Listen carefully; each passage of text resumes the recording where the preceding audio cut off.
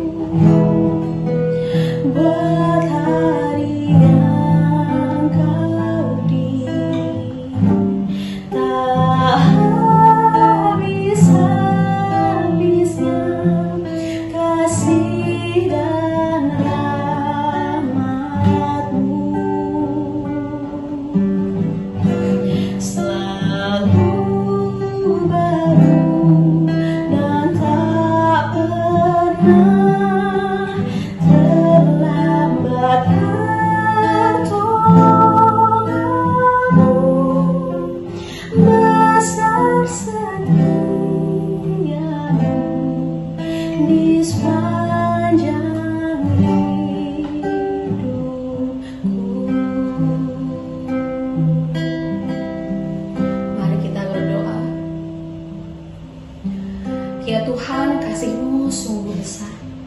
Pada pagi hari ini kami sungguh merasakan bahwa Engkau turut ada bersama dengan kami. Oleh karena itu Tuhan, pagi hari ini kami tidak mampu berjalan sendiri. Oleh karena itu kami membutuhkan kasih-Mu yang menaungi hari-hari kami. Urapilah kami ya Tuhan, sehingga firman ini boleh kami renungkan, boleh menjadi kekuatan bagi kami untuk menjalani aktivitas kami pada hari ini. Berfirmanlah kepada kami ya Tuhan, karena kami sedia mendengarkan. Dalam nama Kristus kami berdoa. Amin.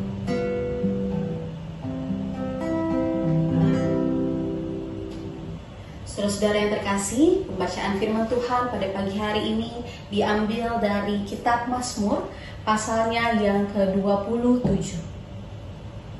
Kitab Mazmur pasal yang ke-27, ayat 1-14, yang berbunyi demikian. Tuhanlah terangku dan keselamatanku. Kepada siapakah aku harus takut? Tuhanlah benteng hidupku. Terhadap siapakah aku harus gentar? Ketika penjahat-penjahat menyerang aku untuk memakan dagingku, semua lawanku dan musuhku itu, merekalah yang tersandung dan jatuh. Sekalipun pasukan tentara berkemah mengepung aku, hatiku tidak akan takut. Sekalipun perang meletus melawan aku tetap percaya. Satu hal telah kuminta kepada Tuhan, hanya inilah yang kudambakan, tinggal di rumah Tuhan seumur hidupku, menyaksikan kemurahan Tuhan dan menikmati bait-Nya. Sebab Ia akan melindungi aku dalam pondok-Nya pada hari malapetaka. Ia menyembunyikan aku dalam persembunyian di kemah-Nya dan mengangkat aku ke atas gunung batu. Maka sekarang aku menegakkan kepalaku menghadapi musuh-musuh yang mengepungku. Dalam kemahnya aku hendak mempersembahkan kurban dengan sorak-sorai. Aku hendak menyanyi dan bermazmur bagi Tuhan. dengarlah Tuhan seruan yang kusampaikan. Kasihanilah aku dan jawablah aku. Tentang Engkau hatiku berkata, carilah wajahku, maka wajahmu ku cari, ya Tuhan. Janganlah menyembunyikan wajahmu terhadap aku. Janganlah menolak hamba-Mu ini dengan murka. Engkaulah pertolonganku. Janganlah membuang aku dan janganlah meninggalkan aku, ya Allah penyelamatku. Sekalipun ayahku dan ibuku meninggalkan aku, namun Tuhan menyambut aku. Tunjukkanlah jalan-Mu kepadaku, ya Tuhan, dan tuntunlah aku di jalan yang rata menghadapi seteruku. Janganlah menyerahkan aku kepada nafsu lawan-lawanku, sebab telah bangkit menyerang aku saksi-saksi dusta dan orang-orang yang mengembuskan kekerasan. Sesungguhnya aku percaya akan melihat kebaikan Tuhan di negeri orang-orang yang hidup. Nantikanlah Tuhan, kuatkanlah dan teguhkanlah hatimu. Nantikanlah Tuhan. Saudara-saudara, izinkan saya bercerita sedikit. Jadi saya pernah menaiki atau mendaki Gunung Ijen yang berlokasi di Banyuwangi. Itu adalah pengalaman pertama saya, sehingga itu juga adalah pengalaman pertama saya untuk merasakan nafas yang terengah-engah. Di samping itu harus juga berdamai dengan kaki yang sakit, sembari membawa tas sendiri yang cukup berat. Nah, di dalam perjalanan itu saya bertemu dengan rombongan yang juga datang dari Jakarta. Singkat cerita kami ngobrol, makanya saya bisa tahu bahwa dia adalah rombongan dari Jakarta. Dalam perjalanan menuju ke puncak Gunung Ijen, saya dan teman-teman itu pernah beristirahat karena kami merasa sepertinya butuh istirahat karena kami kelelahan gitu ya. Lalu rombongan ini menyalip kami atau mendahului kami sehingga dia jalan lebih dulu ke atas. Lalu saat di pos berapa begitu ya, saya lupa, saya dan teman-teman saya menyalip rombongan dari Jakarta ini karena mereka sedang beristirahat sejenak. Dan kami berjalan maju lagi, dan ketika sampai di pos ketiga, hampir mau ke puncak, pos ketiga atau keempat begitu, kami beristirahat sejenak dan rombongan ini yang mendahului kami lagi. Itu terjadi begitu terus, saling mendahului, tapi pada akhirnya kami sampai di puncak Gunung Ijen. Kita sampai di tujuan yang sama meskipun dalam kurun waktu yang berbeda, saudara-saudara. Nah, dari pengalaman itu saya berefleksi bahwa semua orang punya prosesnya masing-masing. Bahwa ada orang yang memang harus beristirahat sejenak karena ia merasa perlu beristirahat sebelum maju lagi. Dan ada juga orang yang maju terus gitu ya, pantang mundur karena dia tahu bahwa dia mampu dan dia berjalan terus. It's okay karena semua orang punya prosesnya masing-masing. Dan di dalam proses ini, saudara-saudara, firman Tuhan pada pagi hari ini mengingatkan kita untuk mau menunggu. Tentu saja saya tidak bisa langsung ke puncak gunung, langsung set gitu ya dalam satu waktu atau satu detik. Tetapi saya harus menunggu bahwa ada proses-proses yang harus saya lewati, ada proses-proses yang harus saya jalani, bahkan tertatih ataupun perlu istirahat sekalipun. Istirahat tersebut justru bukan memperlambat waktu untuk sampai ke puncak, tetapi istirahat tersebut justru membuat saya mengenal diri saya sendiri dan membuat saya mengingat Tuhan, bahwa dalam setiap proses yang saya jalani, saya tidak bisa sendiri. Karena Tuhan sejatinya yang menguatkan saya untuk berproses. Dan refleksi saya dan kita semua ini berdasar juga di dalam Mazmur yang kita baca pada hari ini, bahwa Daud diizinkan Tuhan untuk mengalami sebuah proses di mana ia diminta untuk menunggu. Seperti yang kita tahu, Daud itu mulanya adalah seorang gembala. Tiba-tiba dia diurapi Samuel untuk menjadi raja sebuah bangsa, raja atas Israel.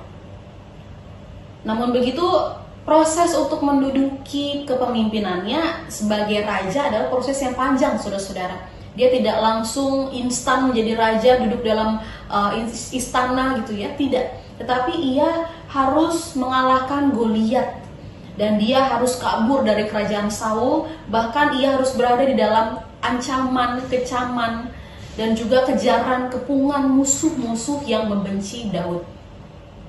Dan dalam proses yang sangat panjang inilah Daud ditempa dan Daud diminta untuk menunggu. Ketika dia bersembunyi, bukan berarti Daud berdiam, tetapi di sini Daud berseru kepada Tuhan. Tuhan, Tuhan, tolonglah aku. Daud berseru kepada Tuhan karena Daud tahu bahwa sejatinya Tuhanlah yang menguatkan dia melalui proses ini. Daud berseru kepada Tuhan dan Daud menantikan Tuhan karena Daud tahu bahwa untuk masuk ke dalam kerajaan atau masuk sebagai raja, Tuhanlah yang berkehendak atas dia. Sehingga dalam segala sesuatu ia tidak mengambil putusan sendiri, melainkan kebijaksanaan dan hikmat daripada Tuhan yang menuntun dia. Nah, saudara-saudara yang terkasih, pasti ini pun terjadi dalam kehidupan kita masing-masing. Dalam satu proses atau banyaknya proses, mungkin kita cenderung melihat diri kita dan melihat orang-orang di sekitar kita. Ada yang prosesnya cepat, untuk sampai kepada hasil tujuannya cepat. Ada juga yang prosesnya nggak susah, kayaknya gampang banget gitu ya. Tetapi mungkin kita merasakan, kok proses saya susah banget. Di dalam proses yang tanda kutip beragam macam, mari kita datang kepada Tuhan. Terlebih dahulu kita take a break sebentar, saudara-saudara. Mari kita mengambil dulu waktu sejenak untuk kembali berpikir, berefleksi, berenung, mengenal diri kita pribadi dan terlebih dahulu mengenal Tuhan. Kita boleh datang kepada Tuhan meminta bimbingan Dia, supaya ketika kita menjalani proses apapun itu semua tidak menjadi sia-sia. Proses itu boleh mematangkan kita untuk semakin dalam lagi dalam imani Tuhan.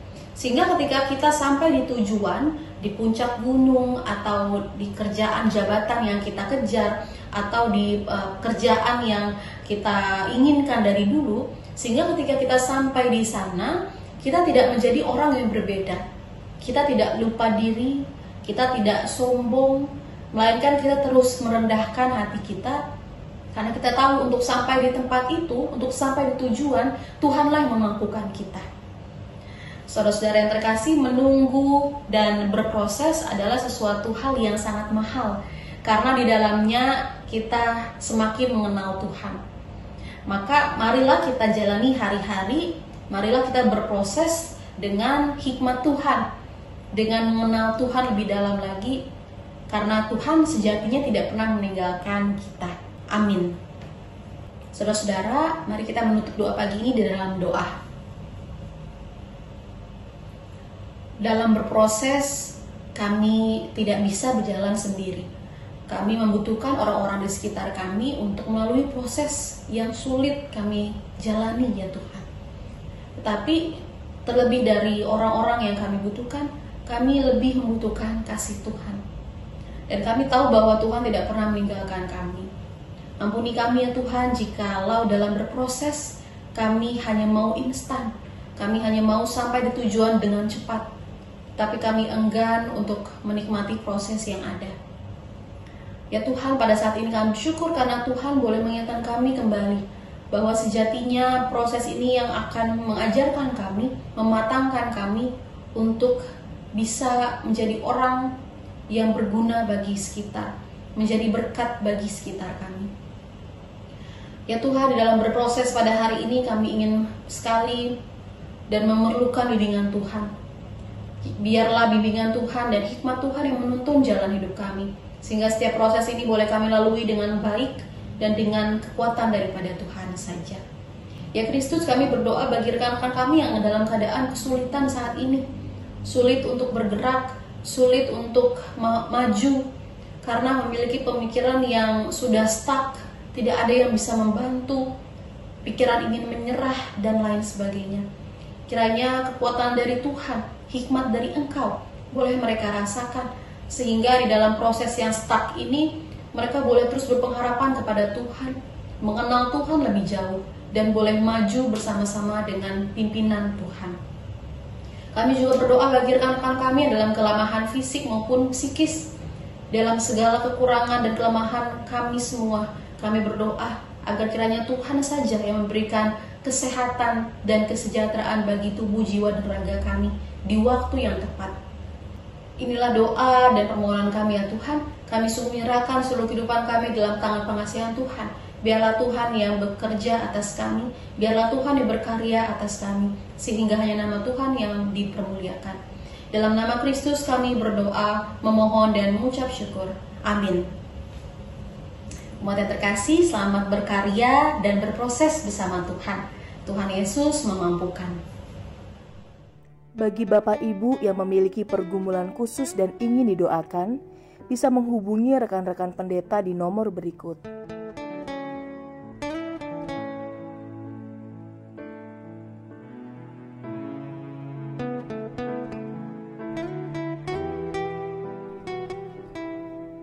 Tuhan Yesus memberkati.